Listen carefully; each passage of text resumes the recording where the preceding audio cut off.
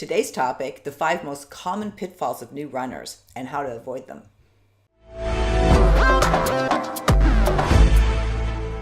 Thanks so much for tuning into Second Act TV. I am so happy to welcome Rashelle Brown back to the program today. Rashelle, thanks so much for joining us again. Thanks for having me again. I'm happy to be. I'm really excited because, as you know, we are about to start the Second Act Virtual Running Club. And you, along with some other, friends and experts that I know, have given us great advice on how to get started. But really, one of the things, and you wrote this in your recent article that I saw, half of all runners who get started stop within the first year. We don't want to make that mistake. So what are per your article, the 5 pitfalls to avoid that new runners make? What's number 1? I think the biggest one is don't run too far or too fast. When people want to start something, there's high motivation, which is great, but sometimes they can get a little bit carried away. So I tell people who are just starting out, really focus on keeping your run at a conversational pace. And with many, many people, that means there's more walking involved than there is running. And a walk run is fine. You're burning more calories than just walking. You're building fitness quicker than just walking. It's not as hard as it is if you just go out and run. Even what most people think of as a slow jog, the effort level is just a little bit too hard and they end up not liking it. Yeah, and then you just start dreading it. Yeah, exactly. Your second point is, don't make your runs boring. How do we make them boring? Yeah, mix it up. So, it's tough when I live in Minnesota, and so in the wintertime, a lot of times it's no fun to run outside. And so you go to a treadmill, but as often as I can, even though I'm a pretty fair weather runner, I try to get outside, even if it's just for a 10-minute run, on a day when it happens to be 30 degrees instead of 10 degrees or whatever.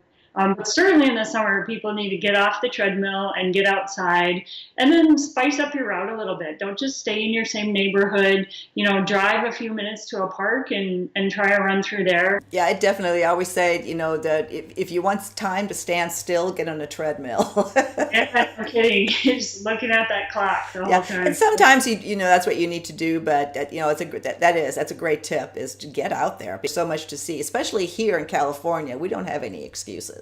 Yeah, right, exactly. Which kind of brings us to another point, is the investing in your new sport. That's been a topic of conversation here lately. Tell us what you mean by that. Yeah, so it's like anything. When you get started in something new, you want to have the right gear, and you don't necessarily have to spend a lot of money, but you want to have a decent pair of shoes that fits you well. So you probably want to go to a running store and try on a few different pairs of shoes and have a knowledgeable person to help you find the right fit for you, because wrong shoes can lead to injury. Certainly doesn't. They can be uncomfortable when you're running, and that's not going to be encouraging. And then there are some of the fun things, GPS trackers or heart rate monitors, things that will help keep you motivated. And a lot of people who enjoy running are really into data. And so those types of gizmos really let you track, your distance and your pace and your heart rate. They're really fun tools. That's kind of a nice little carrot to have out there. Like, I'm gonna get one of these gizmos and take my running to the next level. I can't even imagine running without my iPhone and with the apps anymore. I don't know how I ever did it before. Yeah. And then that's a great option because everybody's got a phone, right? So you can just spend a couple dollars on an app, and then that can help track all those things for you as well. We'll post some links to some of the more favorite or popular ones. And then you said, and I found this interesting, because I've never heard this, but tell yourself that you're only doing it for fitness. So you really, I know you like the psychological parts of exercising, right, and staying motivated. Tell me what you mean by that. Well, so fitness is probably the top reason to start running, and running is one of the best exercises you can do to improve your fitness and burn calories for weight loss. But if that's the only reason that you're doing it, and you're just going out, and it's kind of hard to measure whether you're making any traction there. You might start to feel a little bit better or notice that the runs are getting easier. But I find that if people have a specific goal in mind or an event that they've signed up for, that's a huge motivator. That's so much more motivating. If I know that I've got a race in 6 weeks, I'm going to be out there running 3 or 4 times a week to get ready for it. Whereas if I'm just, kind of vaguely trying to get in better shape, I might make my runs or I might not. It depends on how motivated I am. Some people aren't into the whole race scene, but it's really easy to create your own events. And like the Second Act virtual races that you're setting up is a perfect way for people who want to have that milestone to hit and that thing to shoot for without having to sign up, for a local race and set aside a whole morning on a specific day and that kind of thing. No, I agree, and it's a great way to be part of a community. As virtual racing are a huge trend right now in running. It's really kind of fun, and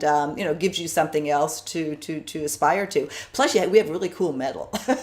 Yeah, I saw that. I'll show it to you. And that does bring us to like your last and final point is don't run by yourself or don't always run by yourself. Right. Yeah. I'm an introverted person, and so I really enjoy runs by myself. But it's really helpful when I do run with a group. For me, it helps a lot to keep the pace conversational. So if you can find a person who's at your same fitness level and you both have the same goals, you can help speed each other up or slow each other down wherever you're kind of at in your fitness. So that's useful. There are tons of running groups that you can join. Most of them are free or they're really low cost. You can do a virtual running group. It's just, there are lots of ways to interact with other people, and that kind of just adds that one more layer of accountability and a little bit more motivation than if you're always running by yourself. Well, Rashelle, thank you so much for all those great tips. I think focusing on what not to do is just as important as what to do. So thank you for that. We will link to your article as well as to your site, Full Steam Fitness, and we'll see you soon on another episode of Second Act TV. Thanks so much. So glad you were able to join us today, and I hope that you found today's tips helpful. Make sure you check out our new virtual running club. There's a link to it right here on the screen. And make sure you also subscribe to our program. Here's the button.